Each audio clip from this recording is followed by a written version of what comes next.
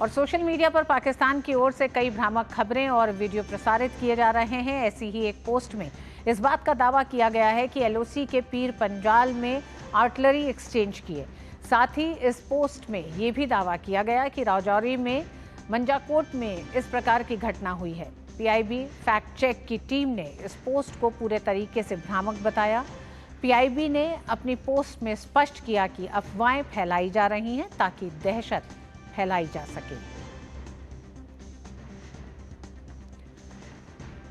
हमारे साथ 3 रिपोर्टर इस समय जुड़ रहे हैं। श्रीनगर से हमारे साथ जुड़ गए हैं अश्वनी, अमृतसर से गुरमीत और जयपुर से लक्ष्य आर्य। सबसे पहले अश्वनी, आप ही का रुख करते हैं और जानेंगे कि बीते 24 घंटे शायद किसी तरह की एक राहत रही है, किस तरह का अपडेट है, क्या वहां पे सीमावर्ती इलाकों में किस तरह की खबर आई आप तक? जी ऋतु, अगर देखें तो पिछली गुजरी रात या बेहद शांत रही, चाहे वो एलओसी से सटे हुए इलाके हो, चाहे वो इंटरनेशनल बॉर्डर से सटे हुए इलाके हो। 22 तारीख को पहलगाम अटैक के बाद अगर देखें तो 24 तारीख से लगातार पाकिस्तान सीज फायर वायलेशन कर रहा था। 2021 से हुए सीज फायर वायलेशन के समझौते को पाकिस्तान ने खुद ही तोड़ा था, जिसका प्रत्युत्तर मुंहतोड़ जवाब दिया जा रहा था। और पिछले 7 से लेकर 10 तारीख के जो ऑपरेशन रहे उस दौरान तो काफ़ी कुछ एलओसी और इंटरनेशनल बॉर्डर पर काफ़ी कुछ गतिविधियाँ रहीं, आक्रामक गतिविधियाँ रहीं दोनों तरफ से। निश्चित तौर से अगर देखें तो इंटरनेशनल बॉर्डर से किसी तरह का कोई पलायन तो नहीं हुआ था, लेकिन एलओसी की अगर बात करें, चाहे वो टंगधार सेक्टर हो, केरन सेक्टर हो, करदा सेक्टर हो, उड़ी हो, बारामूला हो, पुंछ हो, राजौरी हो, इन सब क्षेत्रों में अगर देखें तो बड़ी संख्या में स्थानीय प्रशासन ने लोगों को एहतियातन खुद ही निचले सुरक्षित स्थानों पर भेज दिया था। अभी अगर यहाँ की बात करें, कश्मीर की बात करें तो अगर उड़ी सेक्टर की स्पेसिफिक मान लीजिए बात करें तो वहाँ 6 गाँव में लोगों को जो अनएक्सप्लोडेड एक्सप्लोसिव्स थे उनको पूरी तरीके से न्यूट्रलाइज करके ध्वस्त करके 6 गांव में लोगों को कह दिया गया कि आप वहाँ के जाकर रह सकते हैं। अन्य लोगों से कहा गया कभी आप अपने गांव की तरफ न जाएं, क्योंकि गांव को सैनिटाइज किया जा रहा है, वहाँ पर अनएक्सप्लोडेड एक्सप्लोसिव होने की आशंका है। और जो कि बम डिस्पोजल स्क्वाड और अन्य स्थानीय प्रशासन के लोग जाकर पूरे गाँव को सैनिटाइज करेंगे और उसके बाद उड़ी के बाकी 11-12 गाँव में जो लोग वहाँ से पलायन किए हुए हैं, पलायन नहीं किए हुए, सुरक्षित स्थानों पर ले जाए गए हैं, वो वहाँ पर शिफ्ट करेंगे। तो एलओसी के आसपास जो लोगों हैं, गांव हैं, वहाँ पर लोगों से ये कहा जा रहा है कि जब तक गांव को सैनिटाइज न कर दिया जाए, जब तक गांव को अनएक्सप्लोडेड एक्सप्लोसिव वहाँ से न समाप्त कर दिए जाए, न्यूट्रलाइज न किए जाए, अभी फिलहाल न जाए। वो प्रक्रिया 1 आध दिन में पूरी हो जाएगी। 6 गाँव में पूरी हो गई, बाकी गाँव में यहाँ पर उड़ी में और बारामूला में पूरा होना है।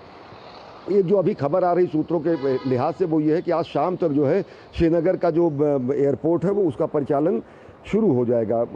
श्रीनगर एयरपोर्ट अथॉरिटी को इस बात का वो था कि सेंटर से, सिविल एविएशन मिनिस्ट्री से जब भी हमको हरी झंडी मिलेगी हम जो है यहाँ से परिचालन शुरू कर देंगे।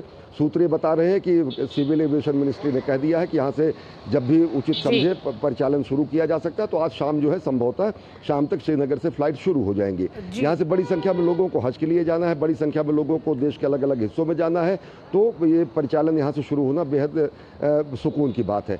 एक चीज़ मैं और कहूँगा कि कल की अगर बात करें, दक्षिणी कश्मीर के 20 से ज़्यादा जिलों में स्लीपर सेल का बहुत बड़ा भंडाफोड़ हुआ है। बहुत सारे लोगों को हिरासत में लिया गया है, जिनके पास जो है आपत्तिजनक सामग्री, डिजिटल डिवाइसेज और साथ ही साथ राष्ट्र विरोधी चीजें वो हुई हैं। बिल्कुल अश्विनी, 24 घंटे से जो स्थिति सामान्य है उसका एक बड़ा असर आम लोगों के जनजीवन में भी देखा जा रहा है। गुरमीत हमारे साथ जुड़े हुए हैं। गुरमीत, बहुत तेजी से आपसे भी जानना चाहेंगे किस तरह से पंजाब के सीमावर्ती इलाकों में बीते 24 घंटे जो एक शांति रही है उसका किस तरह का असर दिखाई दे रहा है?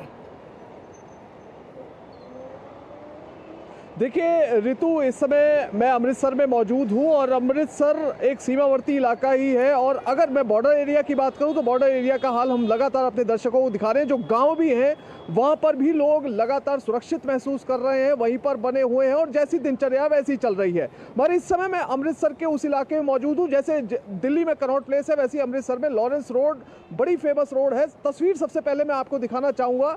यहाँ पर देखिए बड़े स्तर पर आज, हालांकि सोमवार है, लोग अपने दफ्तरों को जाते हैं, अपने वर्क स्टेशंस पर जाते हैं, मगर आप देखिए ये सामने लॉरेंस रोड है और ये बाजार है, बड़ा ही फेमस बाजार है अमृतसर का, जहां पर बड़े स्तर पर लोग पहुंच रहे हैं खरीदारी करने के लिए, घूमने के लिए, शॉपिंग करने के लिए, और बिजनेसमैन की तरफ से जो ट्रेडर है उसकी तरफ से अपनी सारी दुकानें ओपन की गई हैं। और मार्केट जिस तरह से चल रहा है, जिस तरह की तस्वीर निकलकर सामने आ रही है, वो एक आम दिन की तरह ही तस्वीर निकलकर सामने आ रही है। तो इसे नोवेल्टी चौक कहते हैं और इसके पास ही सामने ही लॉरेंस रोड है जिसकी तस्वीर आप देख रहे हैं। अब इसके साथ ही अगर बात करें पंजाब के और ज़िलों की, तो पंजाब के और ज़िलों में भी लगभग यही तस्वीर देखने को मिल रही है।